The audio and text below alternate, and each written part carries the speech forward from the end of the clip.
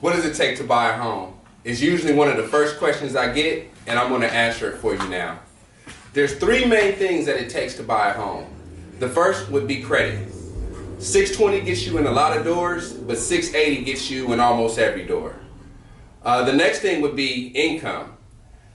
A bank wants to see that you've been on your job for at least 2 years, or at least in your profession. And what I mean by that is, if you're a teacher, you can have switched from one school to the next, but you can't go from being a teacher to a welder and only have been doing it for 6 months.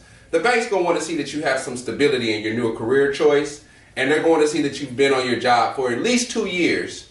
As far as how much income you make, they're going to want to take 35% or no more than 35% of your gross monthly income, and that's how they're going to determine what your payment is going to be, or how much of a payment they will accept for you to have. So whatever your income is, go times 35%, and they will want your payment to be no more than that amount.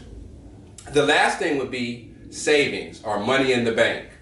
Of course you need money to put down on the place, and you also need money to pay your closing costs. So after the money that you put down, and after the money for your closing costs, the bank is going to want to see that you have at least 3 to 6 months of savings left over. And when I say 3 to 6 months, 3 to 6 months of your mortgage payment.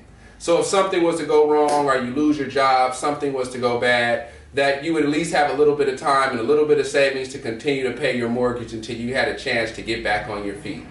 And those are the three things that it takes to buy a home.